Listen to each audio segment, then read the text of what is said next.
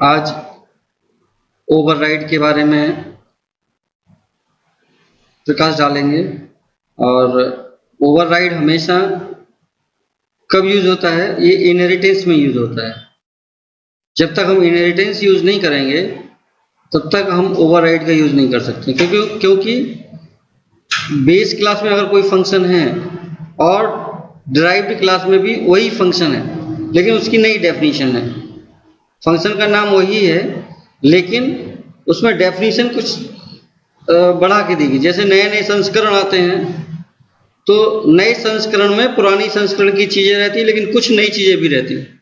इसी तरह से फंक्शन वही रहेगा, नाम वही रहेगा, लेकिन उसके अंदर कुछ मॉडिफाइड फॉर्म रहेगी उसी फंक्शन की। ये कहलाता है ओवरराइड। तो चलते हैं, देखते हैं कि कैसे इसको करना है। सबसे पहले cmd cd backslash cd jdk 1.2 backslash win।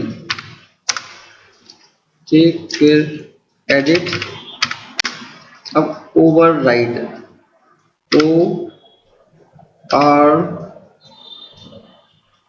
हो जाएगा, ओ कैपिटल कर देते हैं,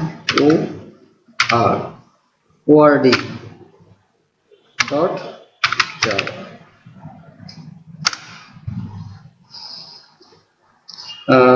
क्लास लेते हैं, क्लास मान लो एज ले लिया, ये बेस क्लास है और इसमें इंट एक्स ले लिया, एक्स। और फिर void एक इसमें एज नाम का एक कंस्ट्रक्टर लेके चलते हैं, इंट एक्स।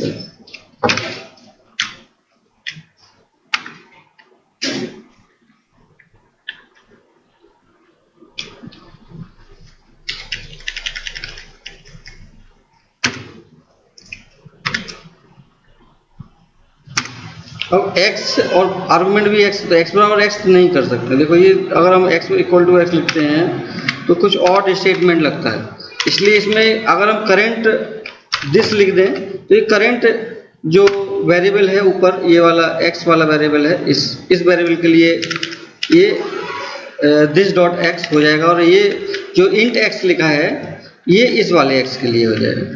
तो इस तरह से x की वैल्यू उसमें पास हो जाएगी। फिर इसके बाद एक हम डिस्प्ले चला देते हैं, void void disp, void disp। इसके बाद system system system dot out. ये देखिए ये इसके अंदर है और ये इसके अंदर है, system dot out dot print L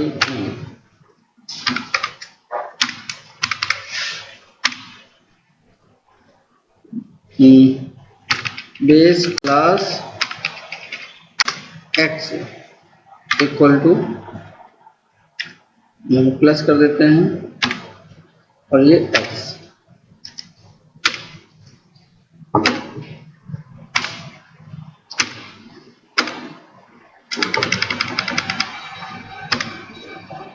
इसके बाद हमने एक क्लास क्लोज कर दी।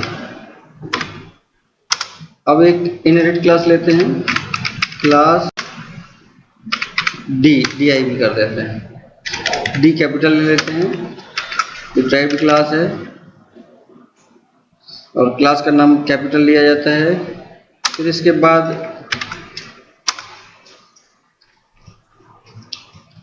यहाँ पे इंट y ले लेते हैं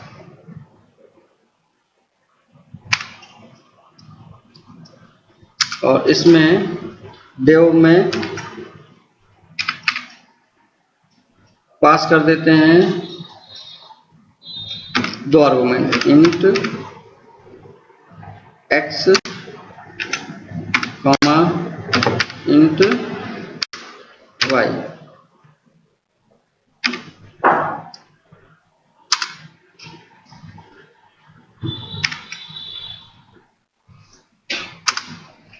SUPER सुपर में x को भेज देते हैं और y this dot y equal to y।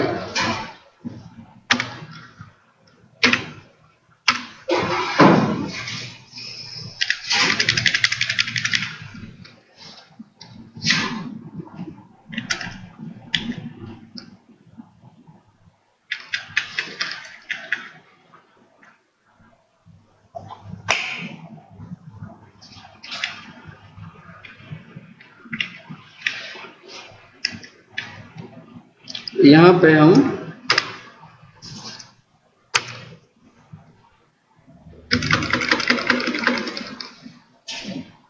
Display, यहाँ पर डिस्प्ले का एक देखिए void disp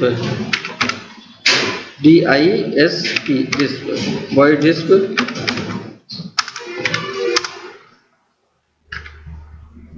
void disp में सिस्टम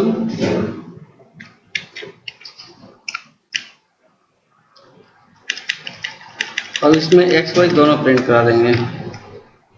Ctrl+C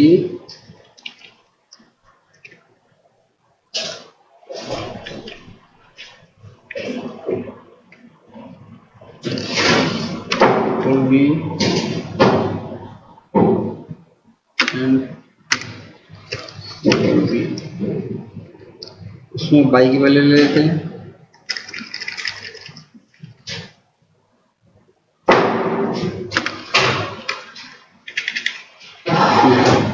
तो x ही रहेगा, लेकिन एक बेस क्लास ना रह के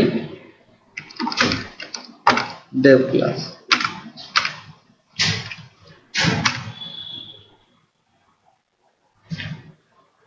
और ये डेव क्लास।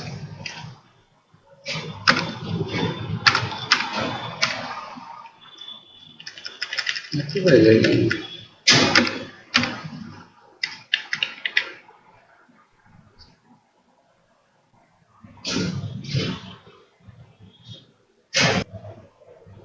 तो यहाँ पे एक्सटेंड ES लिखिए, फिर इसके बाद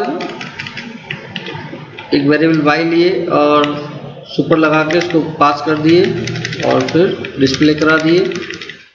इसके बाद मेन फंक्शन बना के केवल ड्राइव्ड क्लास का ऑब्जेक्ट बना के उसमें वैल्यू पास कर दिए। और देखिए इसको देखिए रन कैसे करता है।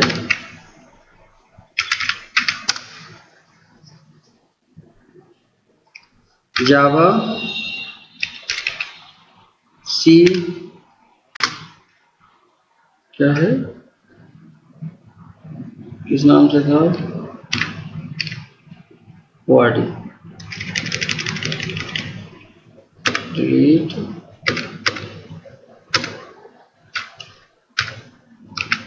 जावा सी ORD, ये रन कर जाएगी।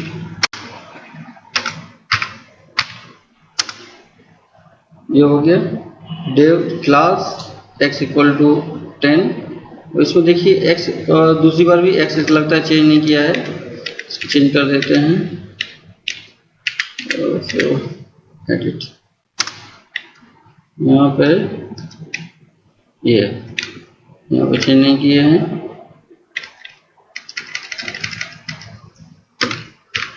अब ठीक है, सेव करते हैं।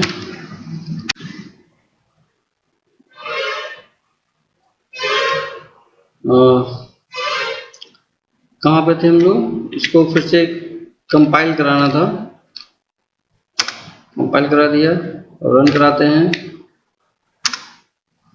Dev class x equal to 10, यानी जब हम कॉल कर रहे हैं ड्राइव्ड क्लास में, ड्राइव्ड क्लास का ऑब्जेक्ट बना के जब हम डिस्प्ले को कॉल कर रहे हैं तो न्यू वर्जन आ रहा है, ओल्ड वर्जन नहीं आ रहा है। अगर आपको ओल्ड वर्जन चाहिए तब आपको क्या करना पड़ेगा? बेस क्लास का ऑब्जेक्ट बना के बेस क्लास के डिस्प्ले को एक्सेस करना होगा।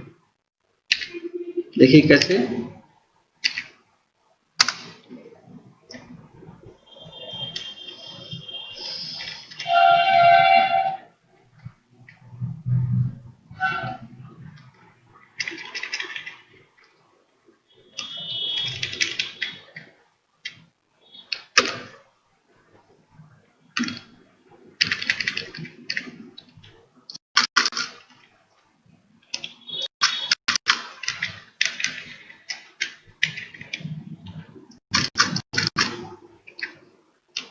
यहाँ पे मान लो हमने एक और ऑब्जेक्ट बना दिया।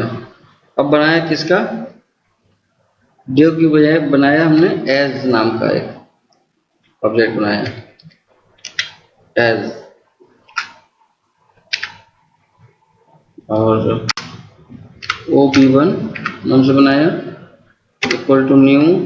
अब इसमें एक आर्गुमेंट पास करना है,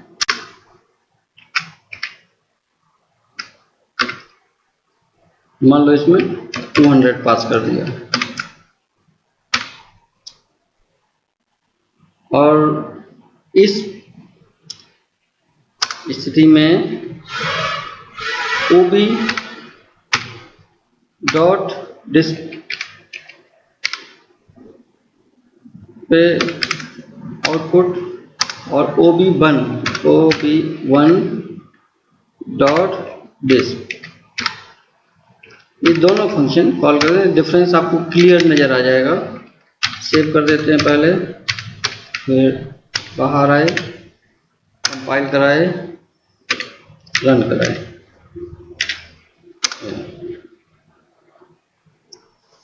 देखिए हर बार वही वैल्यू मिल रही है, डिराइव्ड क्लास की वैल्यू मिल रही है। केवल जो ऑब्जेक्ट 1 बनाए हैं, यानी बेस क्लास का जो ऑब्जेक्ट बनाएंगे, उसकी सहायता से हमको बेस क्लास का, यानी पुराना वर्जन हमको बेस क्लास के ऑब्जेक्ट से ही मिलेगा। ड्राइव्ड क्लास के ऑब्जेक्ट से हमको बेस क्लास का पुराना वर्जन नहीं मिल सकता, इसका ये मतलब है। तो ये आपने ओवरराइड देखा कैसे डिस्प्ले को हम ओवरराइड करा रहे थे। देखिए एक बार फिर से देखा, ओवरव्यू दे देते हैं। देखिए इसमें डिस्प नाम का हमने जो फंक्शन बनाया है, इसको हमने बेस क्लास में भी डिफाइन किया है और सिर्फ एक वर्जन यानी x की वैल्यू ली है। फिर एक्सटेंड में हमने x के साथ साथ y की भी वैल्यू प्रिंट कराई है, यानी x की वैल्यू भी प्रिंट कराई है और y की वैल्यू, यानी हमने इसमें दो आर्गुमेंट पास कराए हैं कंस्ट्रक्टर में, और एक को हमने बेस क्लास में भेज दिया है, दूसरे को हमने यहीं पे यूज कर लिया है, नए वर्जन में यूज कर लिया है और दोनों को प्रिंट करा दिया है। एक तो ये इसमें महत्वपूर्ण बात है। दूसरी बात इसमें ये है कि x equal to x odd लग रहा था, इसलिए दिस डॉट x यूज किया गया है। अगर हम चाहें तो यहाँ पे कुछ अलग वैल्यू दे दें, या यहाँ पे कुछ अलग दे देते हैं, मान लो x1 दे देते हैं और यहाँ पे x1 दे देते हैं। कोई अंतर पड़ेगा? नहीं पड़ेगा। देखिए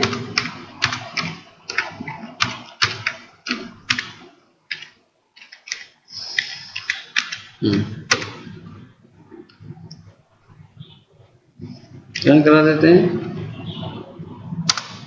कोई अंतर नहीं है। अब यदि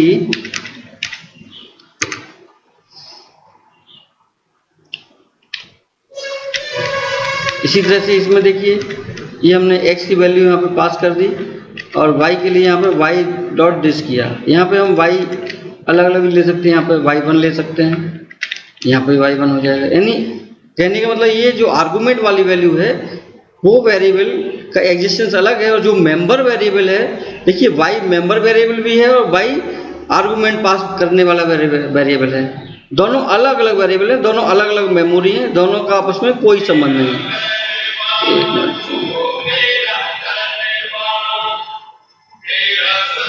तो हम ये बता रहे थे कि यानी ये जो y1 है ये अलग है और ये y अलग मेंबर है, बस यही बताने की कोशिश कर रहे थे। और बाकी तो सब उसी तरह चलता रहे, कोई दिक्कत नहीं है। देखिए फिर से रन करा के दिखा देते हैं।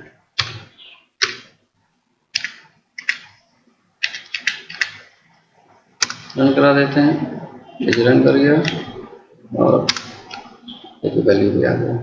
इसका प्रोग्राम की फ़ोटो भी आपको हम दे देते हैं ताकि आप लिख सकें। और आज बस इतना ही। Thank you.